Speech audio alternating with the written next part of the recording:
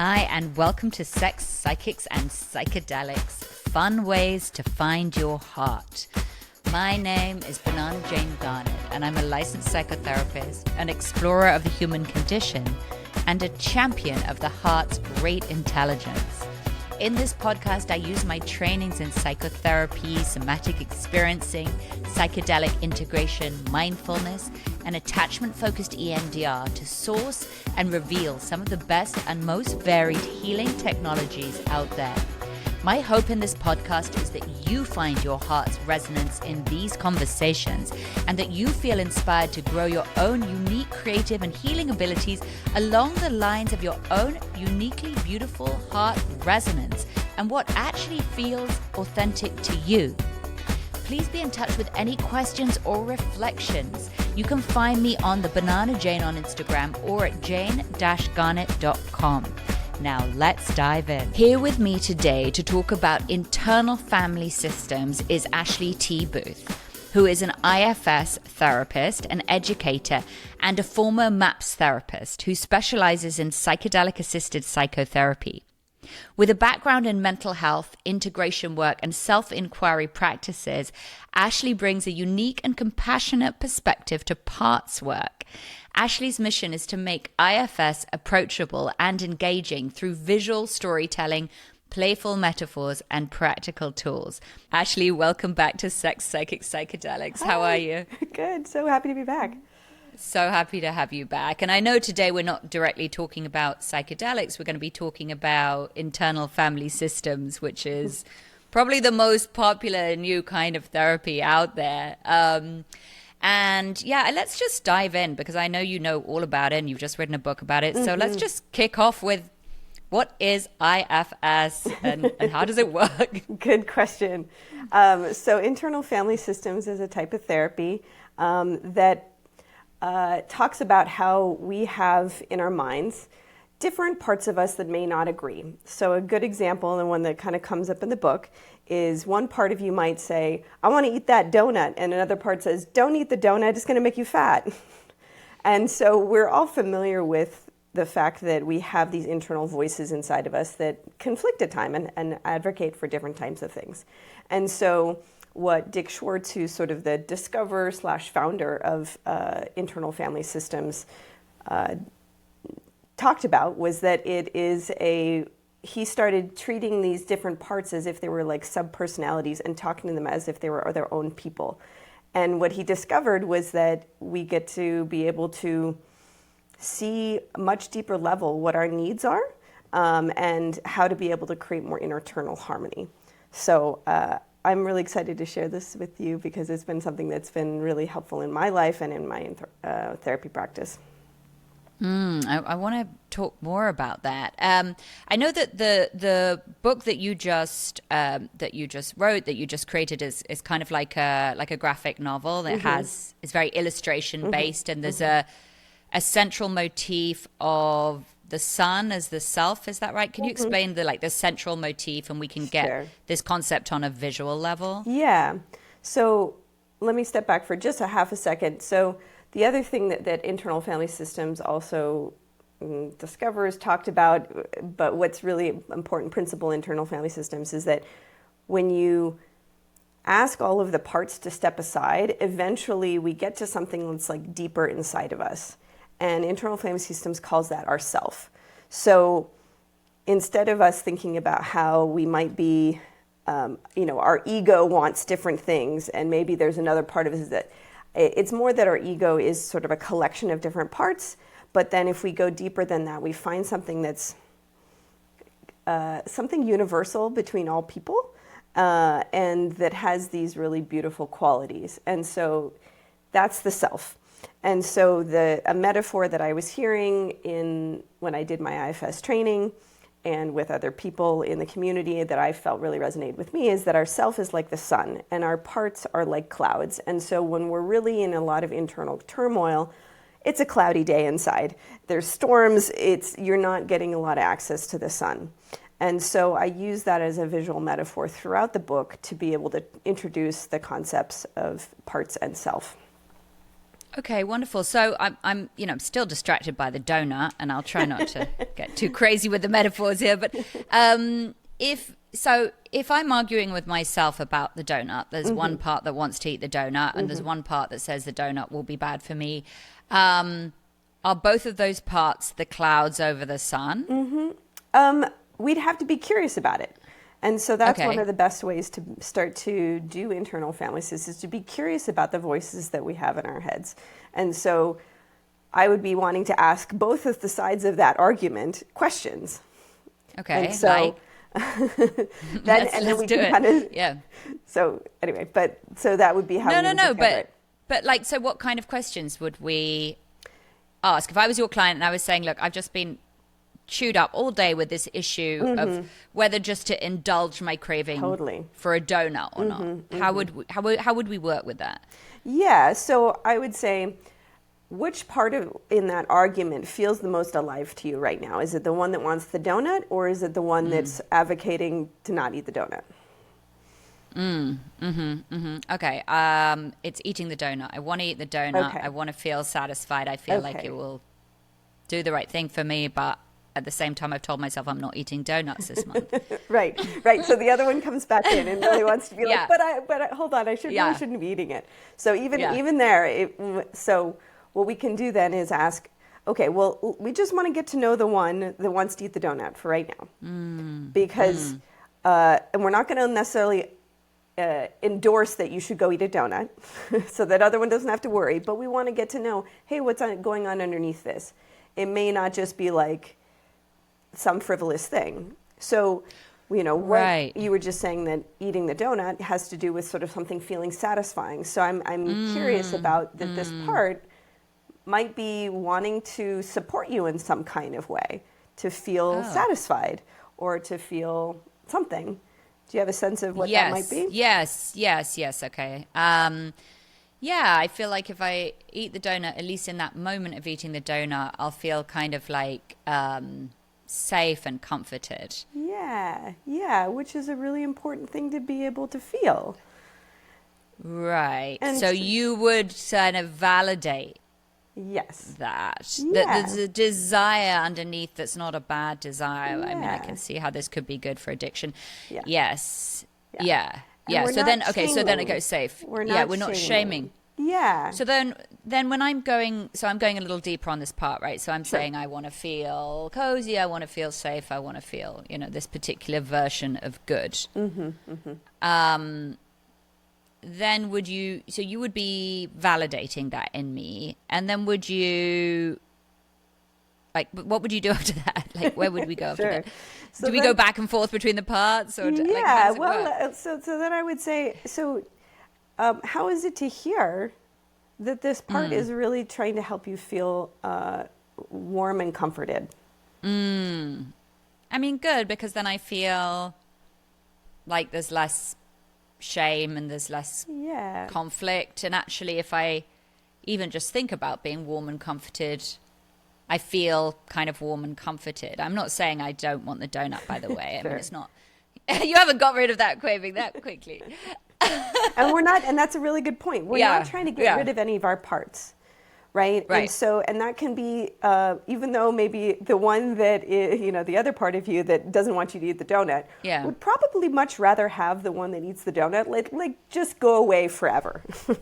But the thing is that they're all parts of us, and what we recognize is that underneath that is that there's a part that's advocating for you to feel warm and comforted. Is that the sun? Is that the self? Not quite. Okay. But so how do we get there? And what is that? And how do we know? So what I would say is that, so we've identified a part that wants a donut, that wants to help you feel warm and comforted, but it's got a strategy and a little bit of an agenda, right? That it's like, okay, I'm going to feel warm and comforted, but only if I can get this donut. Like, only it's come up with some sort of strategy that's not really helpful anymore, that maybe at a past time food was a way to be able to feel comforted, that when you didn't have a lot of other coping strategies. And so what we get to be curious about is then, and then there's this other one that's trying to manage it, right? And those we call like manager parts, or in that what I call in the book like proactive managers or proactive helpers. They're like trying to help you and get ahead of the like the problem. The problem, but but then they end up kind of becoming these sort of inner critics, overworking. They're controlling. They come with their own kind of issues. So we're kind of understanding when we can start to validate, hey, you're just wanting to help us feel warm and comforted, and you're just trying to help us like eat healthy. Like, I understand here, you're both trying to help. Could we maybe see if we can all get on the same team here to be able to maybe come up with some better strategies to get these same needs met in a different kind of way? I see. So the manager is saying, look, I want you to be healthy. I don't want you to like rot your teeth and put on a bunch of weight and all of that kind of stuff, right? But it might be a little bit criticizing, because sometimes those kinds of parts shaming, maybe, right? Just like so. As me being in sort of a therapist role right now, I'm embodying the qualities. I'm being in myself for your system, because maybe you don't have access to yourself yet, and so how we would get you to start to support yourself from that self space is to ask, hey, could you ask those two parts to kind of step back a little bit? And so now they're kind of sitting next to you. How do you feel towards both of them now that you're looking at them from a little bit outside of them? You're not the critic, and you're not the one that wants to donate, but you're just outside of it. Yeah, I feel more spacious. I feel less attached. And how do you feel towards them?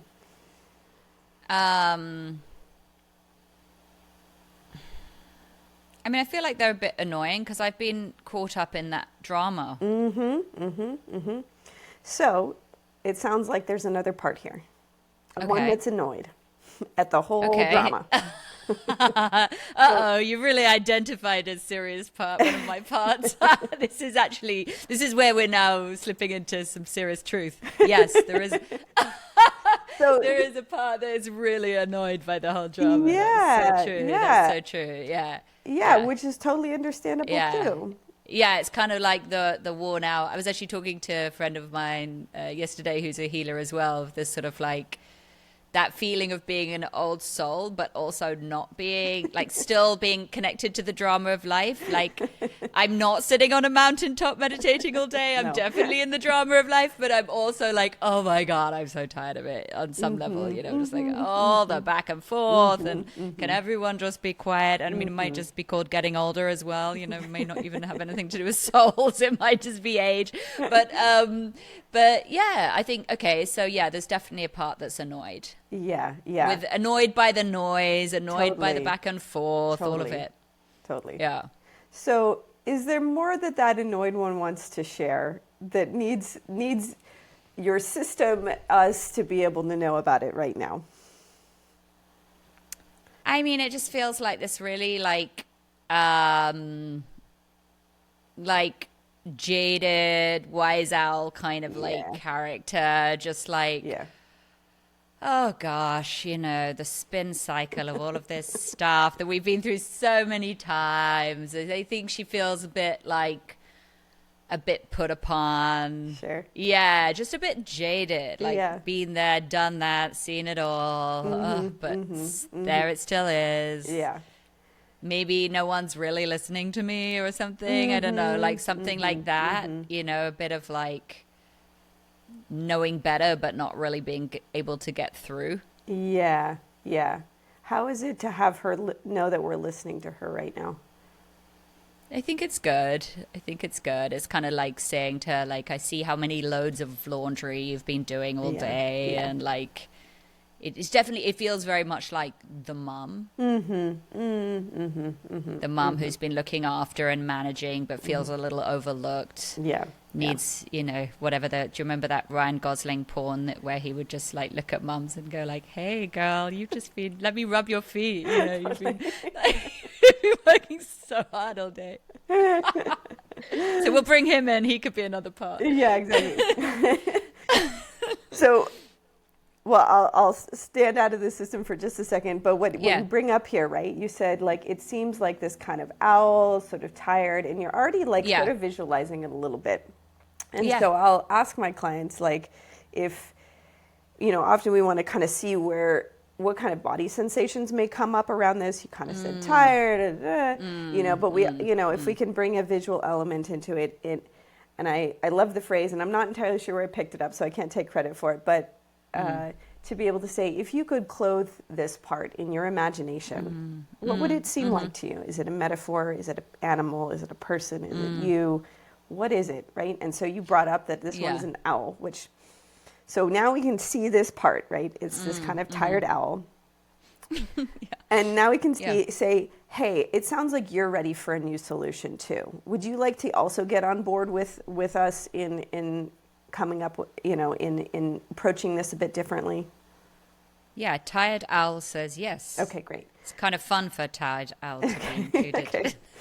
So then we'll invite the tired owl to also kind of step outside of you. And now they're all kind of in front, right? So maybe that one's maybe off to the side, but we're just kind of seeing if it can step outside of you, and then you can kind of return back. How are you feeling towards the one that wants the donut and the one that's criticizing the one that wants a donut? How do you feel towards them? Yeah, just more distant. Actually, they seem like physically less close, and I feel like much more of an observer. I definitely feel I don't feel identified, and it feels like vaguely amusing. Well, and let's take a moment here. It seems like to kind of deepen into seeing the struggle that they've been in. What is it like to be able to kind of see them in the struggle, but also in this seeing that one that wants the donut has like this one strategy, to get this need met, and yet it's causing problems. How do you feel towards it when you kind of taking those things into consideration? Yeah, I mean, I think I can empathize with, now it does feel like, a mother looking at her children, but I don't feel quite as worn out because we've now looked at the worn out part. So I don't feel quite as like overwhelmed. I feel more like, okay, you've got a point and you've got a point. And, life isn't fair. Like not everyone's going to get exactly what they want or be able to prove their point all the way through. Right. So this is, these are continued layers of parts, because now I'm hearing the parts. This is interesting. I've never done it like and this. so this is how we unlayer, right? And some people, there are so many different layers, and so what I'm hearing in this next layer, this next part, is that there's a maternal, almost a little bit of tough love. One that's kind of like, I know that's what you want, but like you can't have that. Right. And there's so I don't know if that's maybe the critic that's coming in a little bit, or maybe there's another part, but what I'm sensing here. So I'm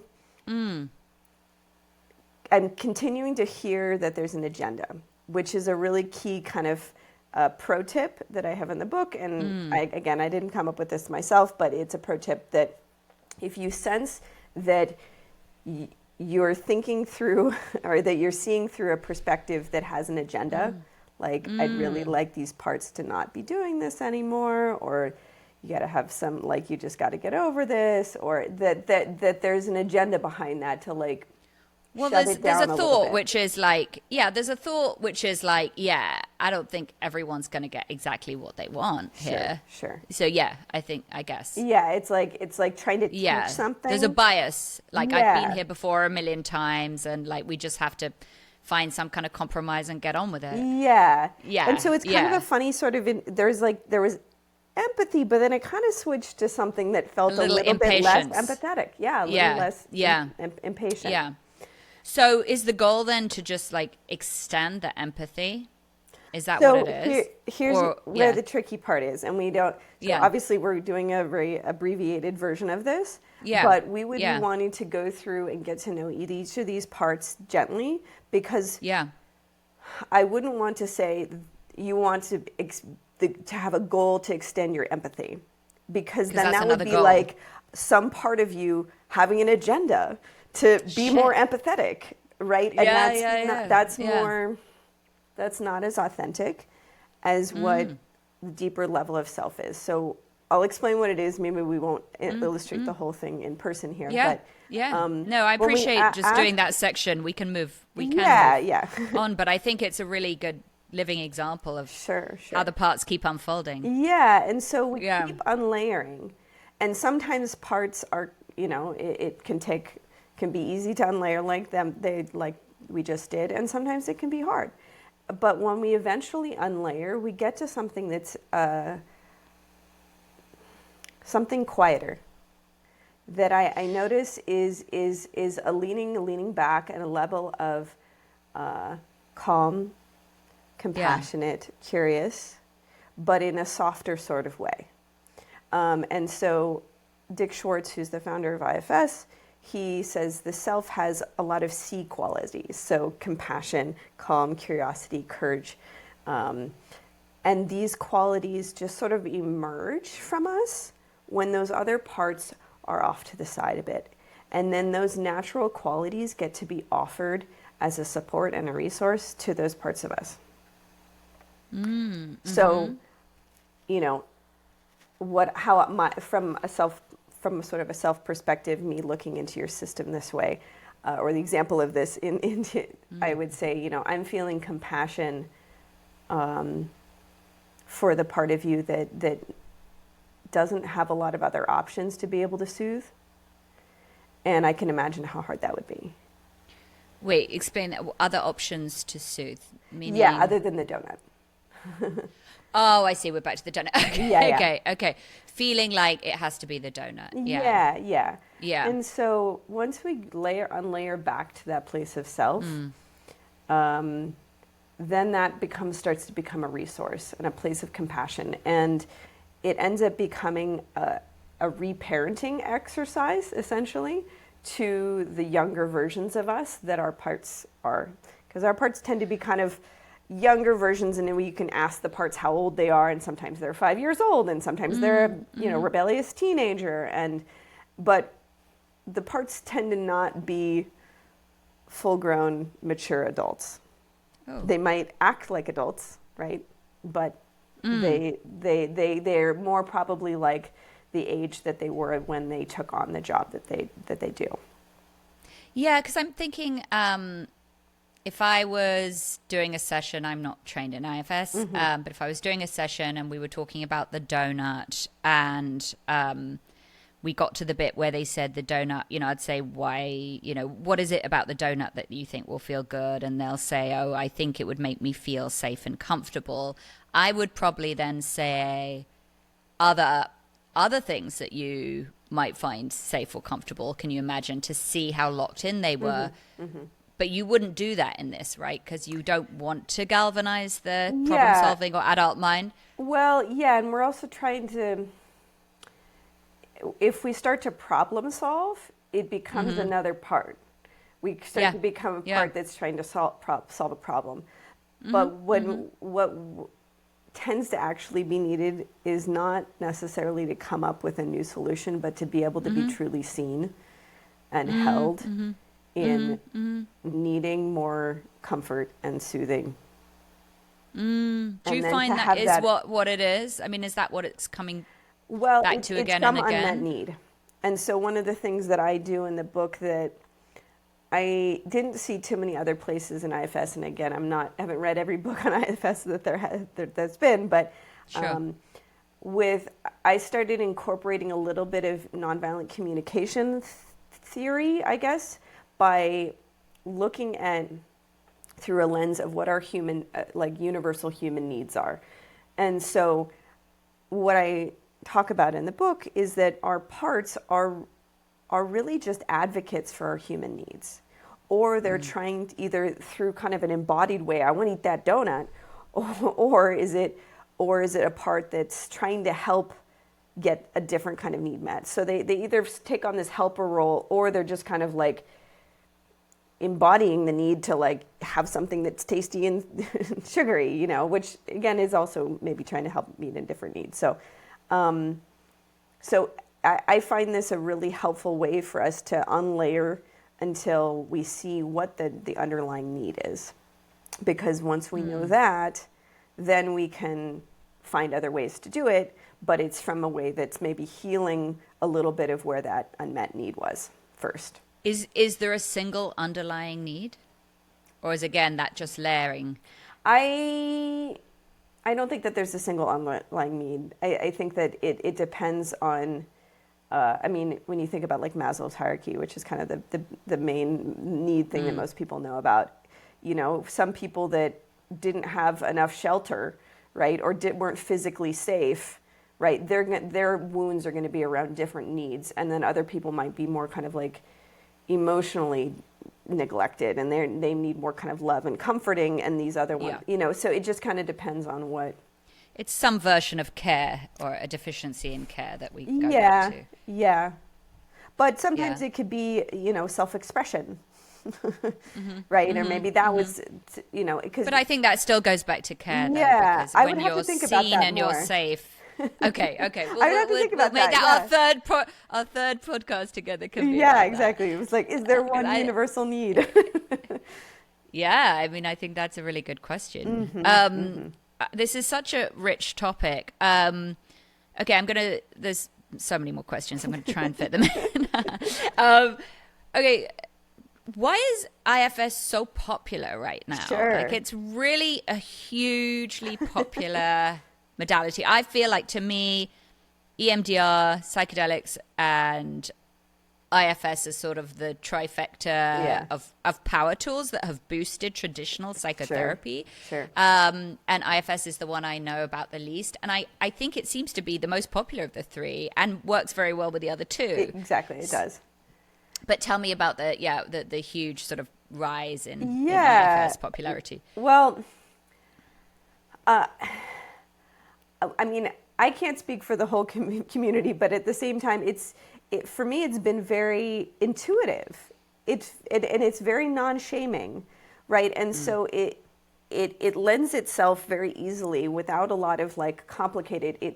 People can relate to it quite easily, right? And I can explain it in a few minutes, and you kind of get at least a general idea of what the concept is. And it's been quite effective for helping people see rather than, I think, other strategies which try to boost up the managers in our system that are like, well, just let's just do some thought stopping again, you know, and not be thinking about those things, right? Which in the IFS perspective, that's just creating more tension. It's exiling whatever part of you wants the donut even further, right? And so this is a way to bring what I think is just a much needed level of like compassion for every single aspect of us.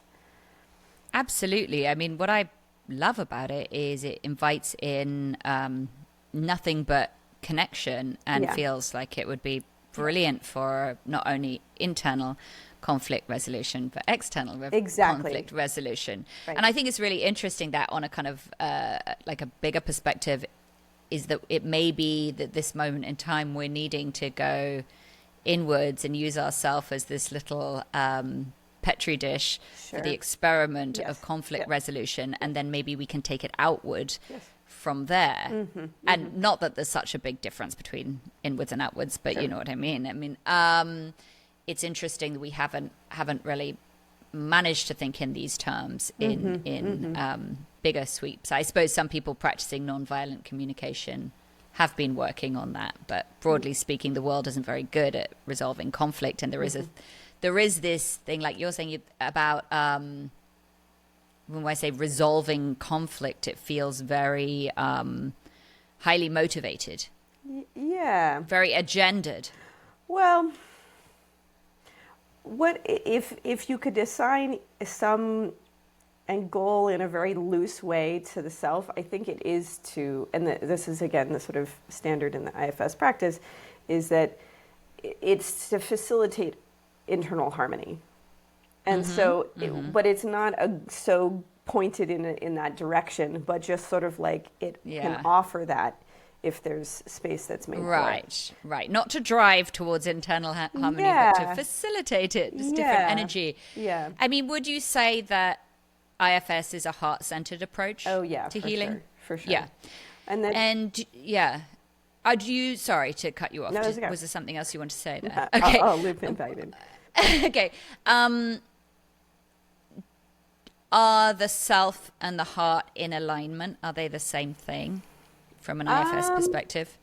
I don't tend to use that language because it gets a little messy. Like I've had clients that are like, well, my heart tells me I want to stay with him, you know, and the other part of me says that I should leave him, right? And so I would be curious about what that I would probably be curious about what that heart, you know. Well, so, there are different parts to the heart. yeah, as I've been exactly. discovering So recently. I Yeah. you know, I think, you know, I don't think there's any universal language around how to use the heart in that context. But I would say that Yeah. when we can radiate compassion and warmth, right? Whether you feels to me associate that like- with the heart or yeah. something else, then I Yeah. would say that's what. I mean, to me, harmony, compassion, empathy, spaciousness, and love are all qualities that come from the heart. Yeah. Yeah. It doesn't mean the heart also can't hold, express, feel pain, Sure, desire, sure. and all of these things. So I think some of it is a language piece, and Yeah. and the heart, for some reason, the heart hasn't become very well understood or documented in therapy, which is kind of interesting in itself, you know. Well, I think people attribute different things to it. Like I have a client who has had a lot of trauma in her life, and she doesn't trust her heart, right, to guide her because Yeah. it's gotten her into really troubled situations. And so people just have different relationship to how they define what the heart How is. they understand right? what And the heart is. I mean, I she agree. wouldn't like allow herself to get into something that felt warm or what felt intimate because that's not safe, right? And so she I actually shies see. away So from that. I see. And so you feel like using the concept of self as a more neutral space in a Yeah. way. Yeah. Yeah. Yeah, I see that. I do think it depends on how people kind of define these different parts Sure, of their sure. intelligence or systems. So let's now go more to your journey, because something drew you to IFS, and I'm Sure. curious how it's helped you personally. Sure. And then the follow-on question to that is how you've seen it help other people in your practice. Yeah. So IFS, so I was introduced to IFS through when I did the MAPS training. So I was one of the MAPS is the Multidisciplinary Association for Psychedelic Studies. They sponsored the MDMA clinical trials for PTSD. So I was one of the therapists that was on that research, that clinical trial.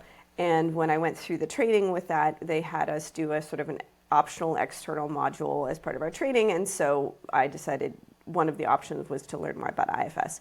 And so when I started to learn about that, it very much resonated with what I had already experienced from my own psychedelic experiences of being able to get to this deeper layer of a self that felt spiritual, for lack of a better word. And so that it very quickly appealed to me in the way that it helped, it described already something that I was experiencing. Through the psychedelic work, through my own personal explorations. And so and one of the reasons, again, why it's so popular, I think, is because it also works very well with psychedelic-assisted psychotherapy. And what we saw in the clinical trials is that even though we weren't doing IFS in the clinical trials, because that's not what we were testing, what we noticed is that when people were using under the influence of MDMA, they sort of spontaneously started doing internal family systems, and that the medicine allowed their self to come through and bubble up in the space, and that their parts that are normally all locked down and fearful felt safer, and that they were able to get more spacious, which made more space for the self, and the whole system was able to create a lot more resolve because of that. I mean, this takes me back to that question. We were like, is the one essential, need? I'm like, yes, it's safety. Safety resolves everything, interpersonal safety. People bloom. Well, yeah. Well, and I'm still be curious about because I could argue that there's safety, but now a lot of people have safety but then they still feel not fulfilled, right? And so I think that's where the kind of layers of the Maslow's hierarchy, where you have to cover the foundational needs first, but then as you evolve, then those have been met, you start to have other needs that come to the surface.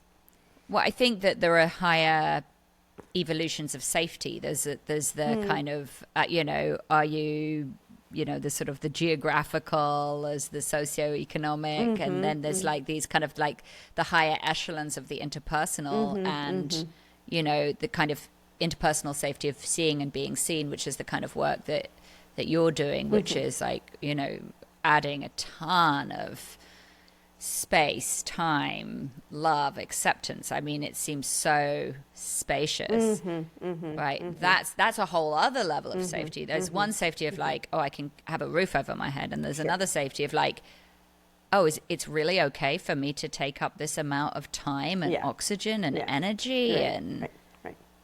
Do you know what I mean? I mean, I think there's always, for me, there's always an awareness of the other person and their time and everybody else's needs. And so I do think that there are layers and layers of ways, in which and through which sort of the human being can kind of unfold and be expressed.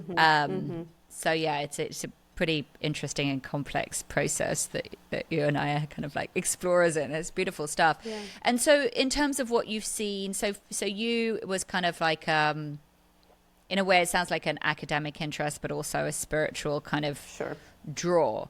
Sure. Specifically working with IFS, what have you noticed with your clients? Well, it's helped give them a framework and a language to talk about what's going inside them in a way that's very non-pathologizing. And then they start to be able to use that on their own to identify, oh, a part of me is really dysregulated right now, right? And when we can start to use that kind of language, a part of me feels, it's not all of me, part of me feels hopeless. And okay, there's maybe other parts of me or other aspects of me that don't feel hopeless. Okay, what does it feel like to kind of lean into those, right? And so it offers a very intuitive way to be able to see something like that and to do what we call unblending, which is to step outside or have that part step outside of us so that we can get a little bit more space, right? Like you showed earlier, there's just more spaciousness, there's more perspective, which, relates to many mindfulness practices of pulling back into the observer. But the key difference here is that maybe the observer, I think we're very neutral, and the self is warmer. Right, there's more of a nurturing to that, and I think any one of our parts that's dysregulated needs nurturing. More heart, dare I say it? Yeah, exactly. Yeah, I love that. It feels like there's an encouragement towards growing the self-love muscle in a way that isn't egoic. Yes. Yeah. And I'm wondering, is this something people can do for themselves outside of therapy? I mean, if somebody's listening to this right now and they think, well, this all sounds great, but actually I can't afford to go to an IFS therapist right now. How to start? I mean, there must be some way to make the most of this technology without having to pay someone this amount of money. And not to diminish your profession or my profession, because we all need to thrive and survive and all of that stuff. But seriously, I mean, it's one of the goals of this podcast is to see if we can break down some of these technologies into use at home practices. Totally. Well, and that's why one of the reasons why I wrote the book, which was so. When I started doing IFS with my clients, I recognized that I didn't have, it was taking many sessions for me to kind of explain and illustrate the model, and I wanted just something really easy for someone to be able to give someone, and I wasn't really seeing a resource like that. There's a ton of great books out there, but either they're quite technical or I wanted something that was easy, and so I wrote this picture book it's basically a pictured children's book, but it's for adults, and it introduces the concepts, and you read it, and it takes like 20 to 30 minutes, and then you've got an idea of the whole thing. And so either that is a precursor to doing therapy, or or people that are maybe not planning to do therapy but just want to get introduced to the model can start to now use these concepts and start to be curious about their different parts. And so you might not be able to necessarily do some of the like deeper work of doing the healing around some of the wounds there, because maybe you might need a little bit more direction to be able to get to those deeper layers. But you can totally start to notice the different parts of you that pop up in different situations, and to get an idea of who's in there and what's going on, and maybe even, access a little bit more self-energy to have compassion for those parts. Yeah, I mean, I like the adjustment from, I'm so full of rage right now, to there's a part of me that's so full of rage right now. Right. I mean, it's quite a big reframe. It's actually huge. Yeah. And it's particularly huge in relationships, because if you said, I'm so full of rage right now to your partner, that would be very intimidating and have their parts start to get very dysregulated. But if you said, a part of me is feeling a lot of rage right now, tell me more about that, right? There might be, because you're not 100% blended with that part, there's a level of safety that another person can feel, that you are not totally overcome by this rage, but you are noticing it, and you're able to talk about it. Absolutely. I mean, I have to say, in both cases, within the couple or within the, therapy situation, it does feel like it could go on forever, which is kind of a funny thought, And there's another part of me that's really, really, really annoyed with you right now. And then there's another part of me that is like sad that I'm annoyed with you. Yeah. Well, what can be really helpful is once you kind of understand that there are concepts, right? And if there are parts that are not getting your needs met, right? And either you're not advocating for your needs met, or maybe you're asking something of your partner that they're not,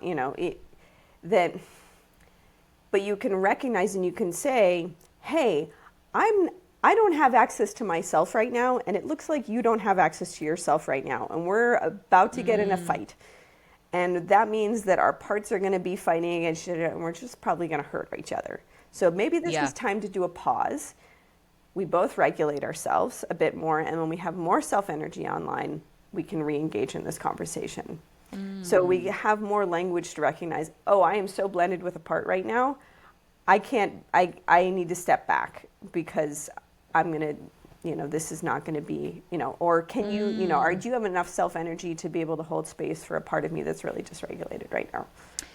Yeah, I think this is so helpful, and it actually reminds me, I can't remember whose concept this was, you might remember, but there's this above the line, below the line concept. Oh, I can't remember who that was, but yeah. Yeah, which is basically so useful for couples, because it's basically like if you're above the line, if the line is like a 5 between 0 and 10 in terms of being resourced. Right. If you're above the line, then you've got an adequate amount of resources to get into something. And if you're below the line, it's probably not a good time for a deep conversation. Yeah, exactly. Exactly. Or to do anything, actually. Right. I think I might start living my life like that. Like, this is a below the line day. Let's just do as little as possible. Yeah. Right. Well, less action. Yeah. And what this also fosters is that when you start to have more compassion for your parts internally, then, like you're saying, it starts to be able to allow you to have more compassion externally. And so I might, instead of labeling in my own mind, oh man, that guy was a real jerk, I could be like, that seems like there's a part of that guy that's really struggling right now, and he's, and so I'm going to have very different reactions, both internally, but also like in my behavior towards other people, because I can see that they're blended with their own parts and they're having struggles with their own needs, right? And it's going to be a lot easier, both in relationships and interacting with others. I mean, I doubt this is too trippy a concept for you, but it's a pretty trippy concept, okay? That if we think about this as a fractal situation, so if I see a guy on the street freaking out and I think, he's getting hijacked by one of his parts, but then if we zoomed in on one of his parts, that part would also be filled with other parts that would be having a struggle, and so it would go, and so it would go. So it never ends, meaning there is no otherization ultimately. It's like everything that is struggling is filled with struggling energy. So there's no place to land and say this is good or this is bad. It's just everything is relational through and through. I haven't thought about it too much that way, but I think what I lean into is that everyone has a self deep down, and it just might be very buried. And I find sort of solace in that. And so that we're all one in that way. And that... Right. And I mean, I guess the tricky thing with self, and, you know, this has been argued about so much, you know, in terms of sort of spiritual languaging, but, you know, whether the self is a place or whether it's actually just, you know, emptiness and therefore like an, you know, an archetypal cosmic resource of sort of, you know, the fertile void, if you will, you know, like, is it the fertile void or is it this nice cozy? Yeah. I mean, I guess like in your book, it's the sun. Yeah. That is very much like an archetypal space. Yeah. Well, it's, to me, yeah, and maybe this is what felt appealing or resonant to me, is that when I've gone out into the void, it has felt that there is a valence to it, you know, and that there maybe is also sort of an empty... Wait, what does that mean, there's a valence well, to like it? that there's a sort of... It's not neutral. There's a vibe in the void. Yeah, I mean, some people definitely have, and I've seen a lot of people that have gone into deep psychedelic experiences and experienced the void. I haven't felt that as much, and so I can't say one way or the other, but what this universal nature is. But when I've gone into those deep spaces, it has felt like something that is loving, for lack of a better word. I agree with you. I mean, I think that when you get into that, I don't know if you would call self and source the same thing, but sort of the essential Fractals. Source energy, it feels fantastic. I've just been doing these ketamine infusions, which has been an interesting adventure in consciousness. And so there's strong doses of ketamine, and as the dose goes up, there's less and less of the normal type of information, you know, in consciousness. Consciousness becomes less busy, and then it becomes, you know, feels like you get kind of closer and closer and closer to source. So you're like getting into some kind of very essential, like, I am space. And then there's the dropping even of that last bit of the observer, and it's just like amness or isness, or like you are the umbilical cord, you are the river. And it felt like they're very brief moments, but I just feel like that they feel absolutely fantastic, that it feels fantastic to have an experience of, I suppose, dropping any kind of identification with any kind of part. Yeah, right. And so I think that I get the sense there's sort of a continuum between sort of the small self, right, that we have inside of us, to the big self, or sort of the universal consciousness, and that through the self is our gateway to that universal consciousness. Yes. It made me think if the whole thing's an umbilical cord and you cut the umbilical cord, you would see that the cross section of the umbilical cord, and that would be the self.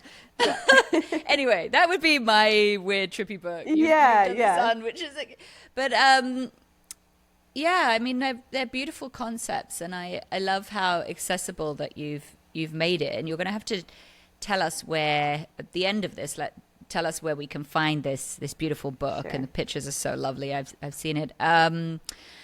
But I always like to wrap up with a couple of questions. And one is, you know, your wish for the future of your work. And the last question will be, if your heart had a party, what would it be like? So, dragging you into the heart, Ashley, just forcing you. Oh, no, twist my arm. Yeah, exactly. All right. So the first question is,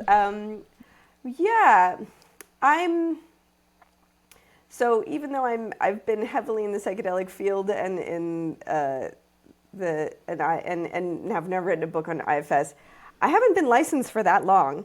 I've kind of had this weird circuitous path. So I think I'm kind of still finding my what feels alive to me, and I'm excited about doing more group work. I obviously do ketamine, psychedelic assisted work with ketamine, continuing to advocate for, psychedelic use. But I think that there's such an important place between for individual psychedelic assisted psychotherapy work and then group work, because we are a disconnected society, and that those connections are just so rich. So, are you doing group work with ketamine? Not at the moment, but it's something that I'm wanting to kind of move into. So, yeah, let's talk about that as well, because Sure. I'm also interested. Okay, great. So now, if your heart had a party, tell us about it. What would it be like? Let's see. Well, the first thing that came to mind was like Burning Man, because I've gone there many times. But I think I would refine that a little bit, that there's a community of medicine people here in LA that used to hold these groups at a festival nearby.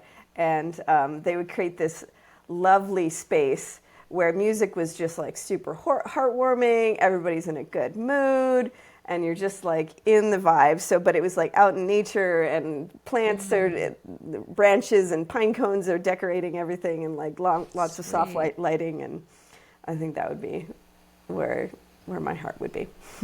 That sounds beautiful. I'm with you on that one. Okay, and tell us where we can find you and where we can find your book. Yeah. So the book website is ifsandbeyond.com. So there's a link to be able to find the book on there. It's also on Amazon on pre-sale right now, and it'll be out March 25th. And then my personal therapy website is ashleybooth.net. So I do consultation work and obviously ketamine-assisted psychotherapy work and IFS work. So you can find more about that on there. Beautiful. Thank you so much, Ashley. Yeah, thank you. This has been fun. Yay.